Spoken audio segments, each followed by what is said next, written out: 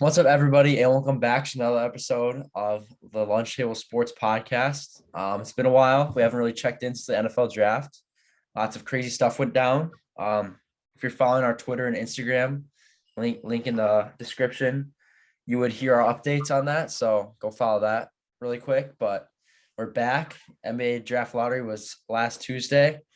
Some pretty crazy stuff went down. Some bad stuff for the Pistons fans, especially me. Dropped the 5 spot, but nonetheless, we're back with the NBA mock draft.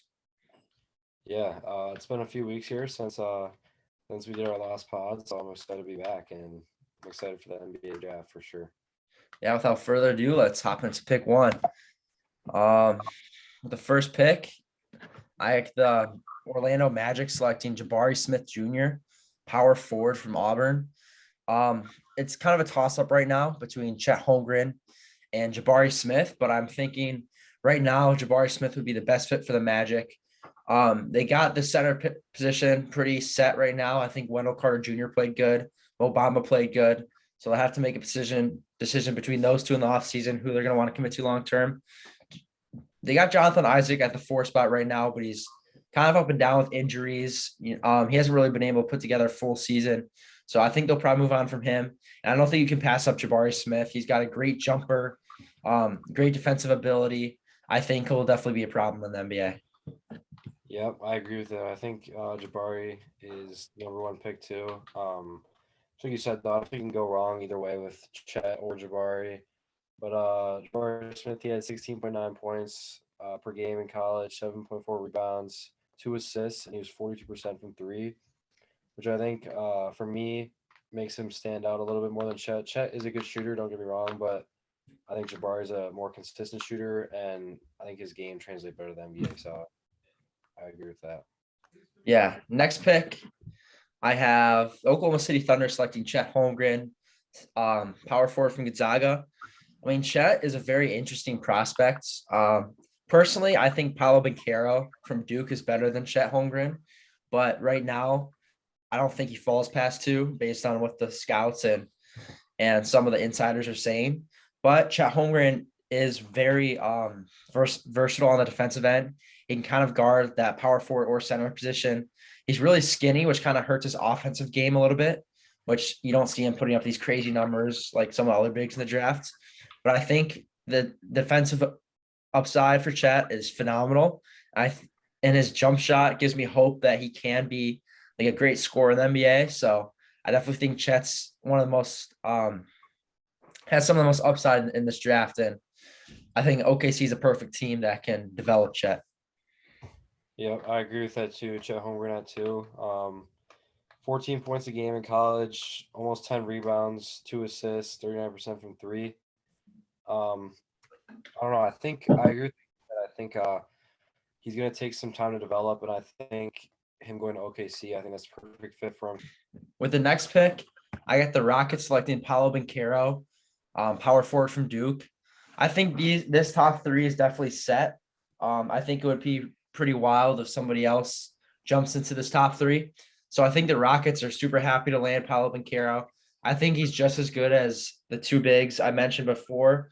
He had a little more college success than the 2 guys ahead of him, which I think his floor is a little higher than both of them. But I think he definitely has, but he might have a lower ceiling than both of them. Might not be as high potential, but still is going to be very good in the NBA. He's got everything you want in a modern day big. He proved he could shoot definitely down the stretch of March Madness. Duke making that run to the Final Four. And defensive ability, you see him blocking shots, getting up there, not afraid to dive for loose boards. Yeah, he's a perfect power forward in today's NBA. Yeah, I agree with that with Paulo at 3. I think that he's the most. I think, in my opinion, right now he's the best player. But I think, just like you said, he has the highest floor, but he has lower ceiling than both the guys ahead of him. He had 17 points a game in college, 8 rebounds, 3 assists, 33% from three. That's not bad in college, but I think he's going to struggle a little bit to start off his NBA career shooting wise. But I think if he cleans that up a little bit and can become a good shooter, like consistent shooter, I think he's gonna be a really good player in the NBA. Yeah. Pick 4, I get the Kings selecting Shaedon Sharpe, shooting guard from Kentucky. I think Shaedon Sharpe is definitely the most intriguing prospect from this draft class. He reclassified to the 2021 high school recruiting class, and because he came in like midway through the year, like around January, and redshirted. He was planning on playing his next year at Kentucky, but he started getting a lot of draft hype, and for good reason. So he declared for the draft. He was the number 1 player in high school. He has crazy athleticism, though. It's rumored that he has a 49-inch vertical, which if that's true, that'd be the combine record, beating Michael Jordan's. Just watching his high school highlights, I mean, it literally looks like a man amongst kids. When you see that with a lot of top guys, but I mean, I don't think we've seen really a high school player generate this much draft buzz. I mean, I'm not trying to compare him to Kobe Bryant, but it's since Kobe Bryant. And I definitely think he'll be a really good guard in the NBA. This combine and his measurements will be very telling for a guy like Shaedon Sharpe, but we'll just see what all these rumors are saying when we get closer to the draft. Yeah. Number 5, I got my Pistons selecting Jaden Ivey, shooting guard Purdue. Jaden Ivey is definitely one of the most fun players to watch in this draft. He's an explosive guard, 6'4" guard. He's one of the top scorers in this draft. He's more of a jumbo-sized guard. He's around 6'4", 6'5". He's got a lot of bounce in his game. One comparison I really like to him is a jumbo-sized Donovan Mitchell, kind of a bigger version of Donovan Mitchell. So the Pistons passed on Donovan Mitchell in the 2017 draft for Luke Kennard. So they can make the redemption and take Jaden Ivey, my Donovan Mitchell's his comparison. And I think just adding him in the backcourt with Cade will be stellar for the future. And I definitely think this is the draft where they need to find Cade's backcourt partner at the 2. I mean, Killian Hayes, he's been decent, but I think he's a little better coming off the bench. And I think just adding Jaden Ivey to this already young Pistons team will be fun to watch. Yeah, I agree with that. Definitely one of the more fun players to watch in college this year. I got him as the top-ranked shooting guard. He had 17 points per game in college, 5 rebounds, 3 assists, 35% from 3. I think just like you said, got to pair alongside Cade. I think Cade can do most of the scoring in Detroit, but a guy like Ivey who can be a good defender. He's freaky athletic. I don't know. I just think, yeah, just like you said, I feel like just the feel I get from him, I think he would fit well with Cade Cunningham and that young Pistons team, just like you said. So I like that pick a lot if I'm the Pistons.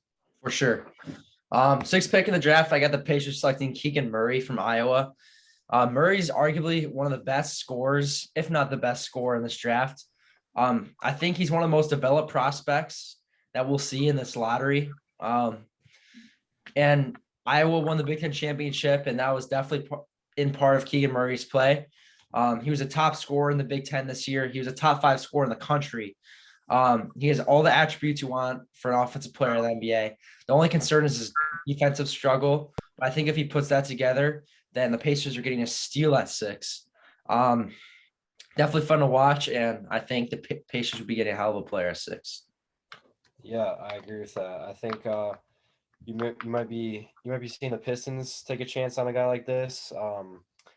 He is 22. He'll be 22 on opening night, which I think some teams might shy away from that just because if they're going to chance at a younger guy who has more potential, they might go with that guy. But he averaged 23 points in college, 8 rebounds, 1 assist, and 40% from 3. So just like you said, he's an already developed scorer. He's proven in college, and I think he's NBA ready right away. And he can come in and start on any one team in the lottery. So I like that pick a lot if I'm the Pacers. Yep. Pick 7, I got the Trailblazers selecting Bennedict Mathurin from Arizona. Mathurin's one of my guys in this draft that I absolutely love. He's uber athletic.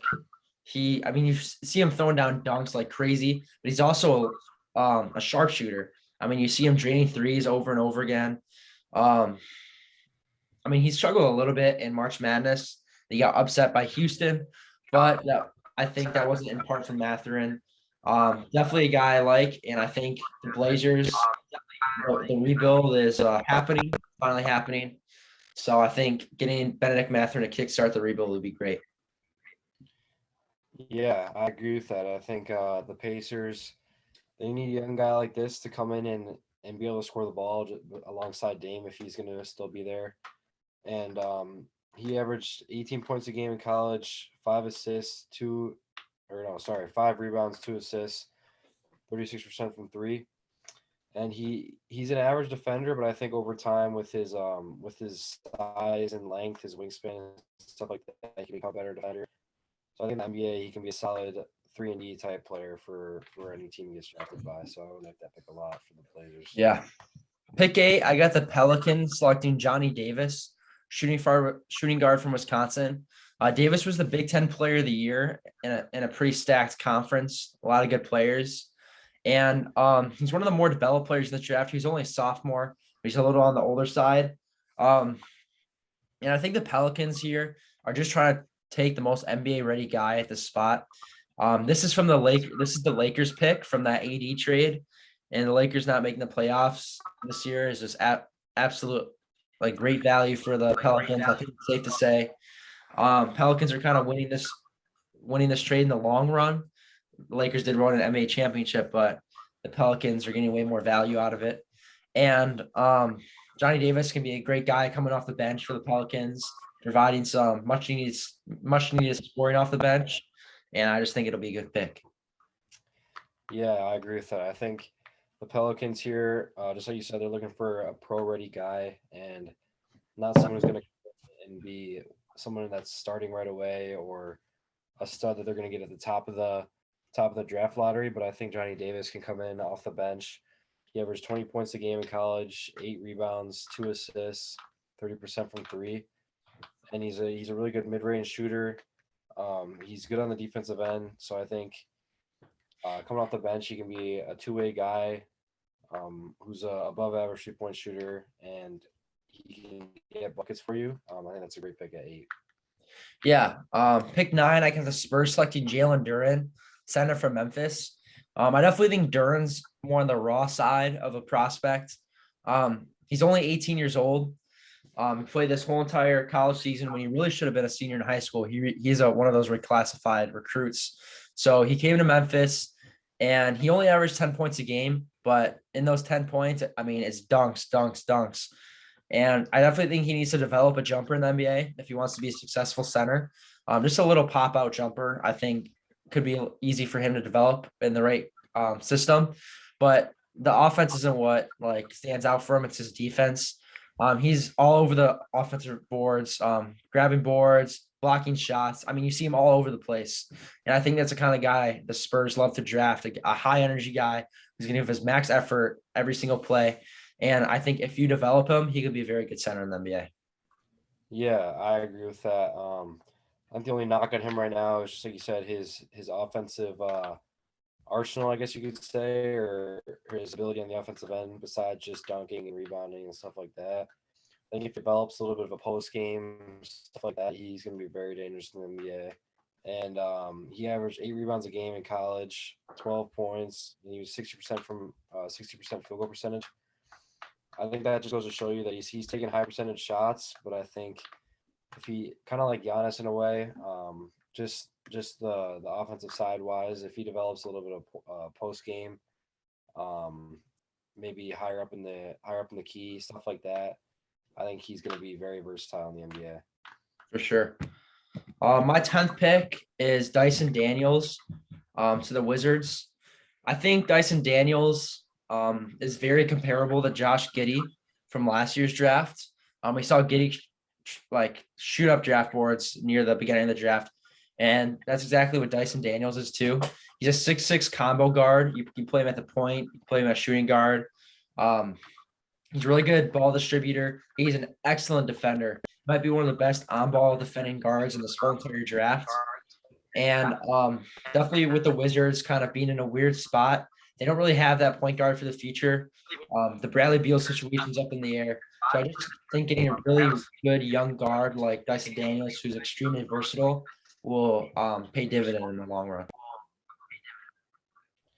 Yeah, Dyson Daniels, he's a bit of a raw prospect, would be a bit of a project for the Wizards, but I think he's worth the risk. His 3-point shot needs a little bit of work, but he averaged 11 points a game, 6 rebounds, and 5 assists for playing in the G League against other grown men. I think that just goes to show you that he's NBA ready right now, and if the Wizards can take a chance on him and develop a little bit, I think it'll pay off in the future. Yeah. The 11th pick in the NBA draft is Mark Williams, the New York Knicks. Mark Williams is one of my guys that I really like in this draft. In this past weekend's combine, he measured out to be 7'2" with a 7'8" wingspan and a 9'9" standing reach. That's insane measurables, especially for being as athletic as Mark Williams is. I think he's a guy who could rise up in the top 10 come the following weeks to the leading up to the NBA draft. He was a little limited at Duke just because of all that star power on that team. But I think he's a guy who'll be much more better in the NBA than he was at college. And then New York Knicks, the center position is kind of up in the air. They got Nerlens Noel. He's just kind of a good vet to have. Mitchell Robinson is rumored to be leaving the Knicks. So I think if that's true, then getting a guy like Mark Williams to be your next great center is a good pick at 11. Yeah, Mark Williams. I think just like a lot of these guys, he's another raw prospect. That I think if he develops a little bit of an offensive game, just like these other guys, I think he can be very dangerous in the NBA. But he's very good on the defensive end. Just like you said, his measurables and his wingspan, his build is insane, and I think that'll translate well to the NBA. But you don't see a lot of guys anymore with who don't shoot the ball or don't play outside a little bit. So I think if he develops that, even just a little bit, he'll be a very dangerous NBA player. Yep. Pick 12, I got the OKC Thunder with their second selection, taking AJ Griffin, small forward from Duke. Griffin's another guy, I know we keep saying that, is a little more on the raw end. He's a little bit of a younger prospect too, only 19 years old. One and done player at Duke, and he's got the 3-point jumper going for him. He struggled a little bit in the early stages of the year from about November to, I would say, about January. He kind of struggled, and that kind of affected his stats. The stats don't show the whole story for him. And down the stretch, though, he played excellent. He took over that starting small forward role for Duke, and he was just a knockdown shooter, great defender. So I think with the Thunder getting a second first-round pick, I'm just getting a guy like AJ Griffin, who doesn't really have to start in the long run. Just getting an excellent shooter off the bench at the bare minimum is a great selection for the Thunder. Yeah, AJ Griffin, I've seen him even as high as 4 on some mock drafts. So I think 12 would be a steal here for the Thunder. I think right away he can be kind of a 3-and-D guy that can come in and just make an impact in his first game. And then over time, as he develops and stuff like that, he'll become more. But he's very good off the ball. He's a knockdown shooter. Like you said, he averaged 10 points a game in college, four rebounds, 1 assist, and he was 44% from 3, which isn't really, really good. So, yeah, I like that pick a lot at 12. Yeah, pick 13, I got the Hornets selecting Jeremy Sochan, power forward from Baylor. Sochan's a very interesting and fun prospect to watch. He reminds me a lot of Scotty Barnes coming out last year. He actually didn't start a game for Baylor this year. He won Big 12 Sixth Man of the Year. And he's kind of all over the place. You see him blocking shots, rebounding, dunking on people. He only averaged 9 points a game, but that's not what you're drafting him for. You're not drafting him for his offensive upside. You're drafting him to get an elite defender who's going to come off the bench and play his heart out every single possession. And I think that's the kind of player the Hornets need that'll come off the bench. So I'm excited to see him in the NBA. Yeah, I agree with that stuff. I think he's a very good defender, and I think the Hornets need that. A guy off the bench with good size, good athleticism, who can guard a lot of positions. And I think if he develops his 3-point shot a little bit, that'll just make him even better. And he can be a 3-and-D type player off the bench who's elite both ways, and it'll pay off in the long run for the Hornets. Yeah, with the final pick of the draft lottery, I got the Cavaliers selecting Ochai Agbaji, shooting guard from Kansas. Agbaji is arguably the most NBA-ready player in this whole draft. I think he's a 22 or 23-year-old. I'm not completely sure on that, but he was a standout guy. He's one of the main reasons Kansas won the national championship this past year in college basketball. He averaged around 20 points per game this year on great efficiency. And I think if you're the Cavs, I mean, it kind of sucks what happened to them at the end of the year. They were as high as the 3 seed at one point last season, and then the injuries kind of derailed their season. But I think getting a guy like Ochai who can just maybe be that 6-man for them, maybe start some games at the 2 if there's injuries. But I think just getting a guy like him for a team that's pretty much there for the playoffs is a great pick. Yeah, I agree with that. I think if he's not an older guy, I think he's right up in the top 5. Arguably one of the best college players this year. He averaged 18 points per game, 3 rebounds, 1 assist. He was 40% from 3. Just like you said, the Cavs are a piece or 2 away from being real contenders, and I think this year they got a little bit unlucky. But adding a guy like this can who could come off the bench or he could start right away. Basically, whatever you need him to do, he can do, and I think that's exactly what the Cavs need to retool this offseason and make a real push this year. Yeah. All right. After the lottery, as we do in most of the time in our NBA mock draft, I'm going to be giving my next 5 picks, and then Adyn's going to pick his favorite player from each of those and go over them a little bit. So pick 15, I got the Charlotte Hornets selecting Malaki Branham, shooting guard from Ohio State. He's a guy who kind of flew up draft boards towards the end of the year. True freshman, one-and-done player, but I think he's very athletic and could fit in with the Hornets. At 16, I got the Hawks selecting Ousmane Dieng from France. He's definitely more on the raw end, which the Hawks are more of a win now situation, but I think could be kind of a Euro stash player. Let him develop overseas for a year or 2, bring him over, and he'll be ready to play in a couple of years. 17, I got the Rockets selecting Tari Eason, power forward from LSU. Tari Eason is one of the more older players in the draft, but he's very good.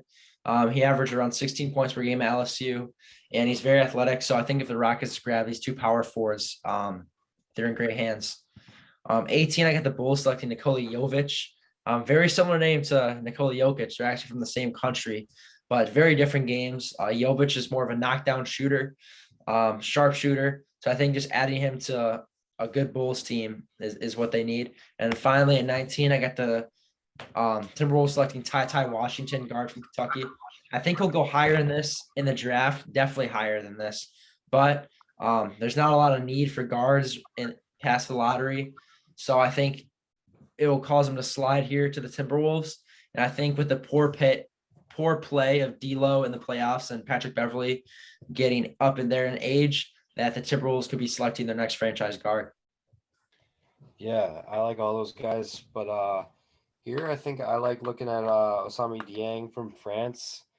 It's definitely intriguing, these overseas guys, because there's so many good ones in the NBA right now. I think if the Hawks get him, just like you said, maybe let him play overseas and put in the NBL last year, but even in Europe or something like that, he could end up being a very good player in the NBA.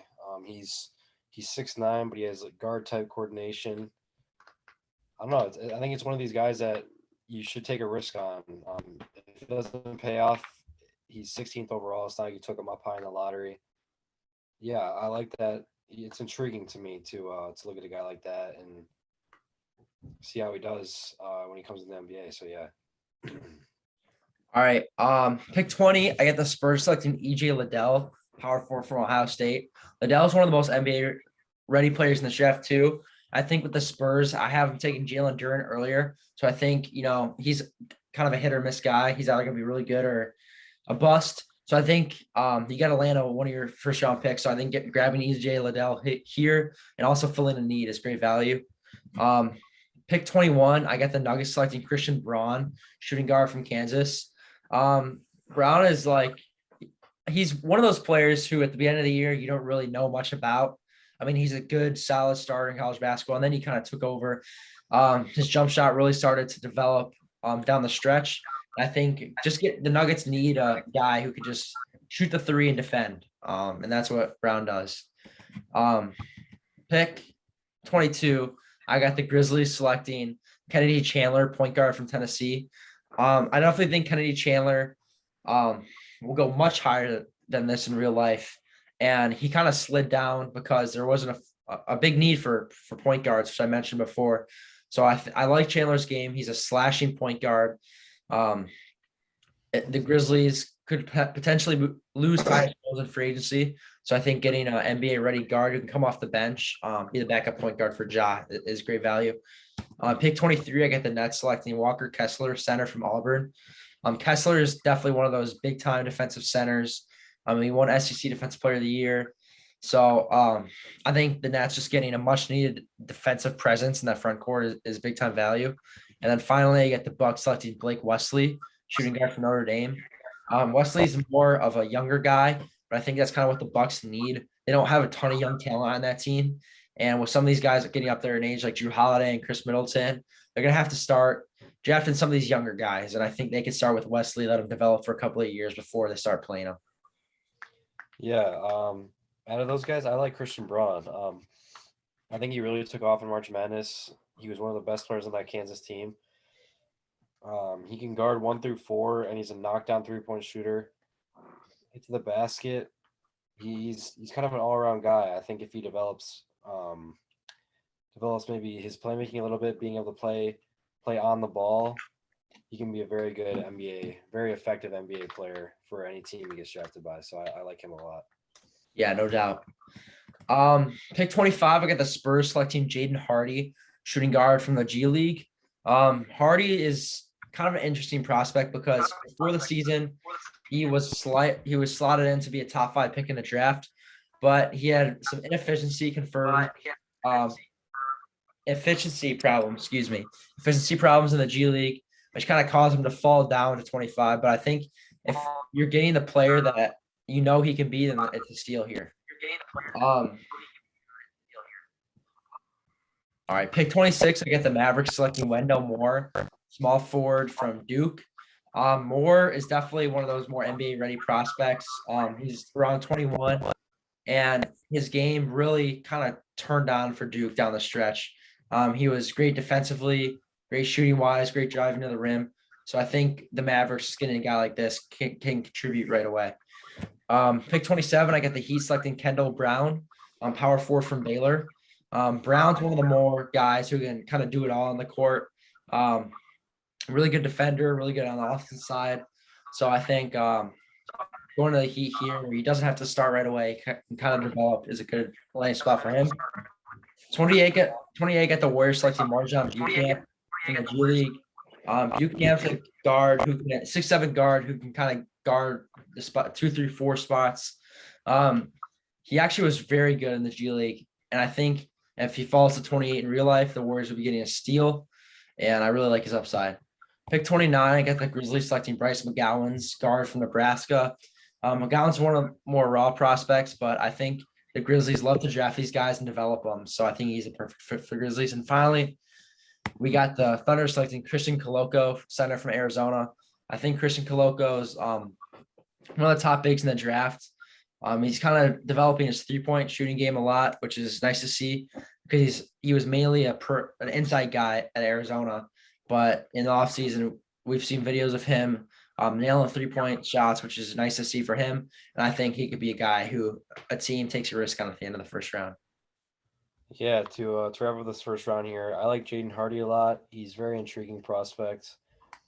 He led the G League Ignite team in scoring in just 12 games.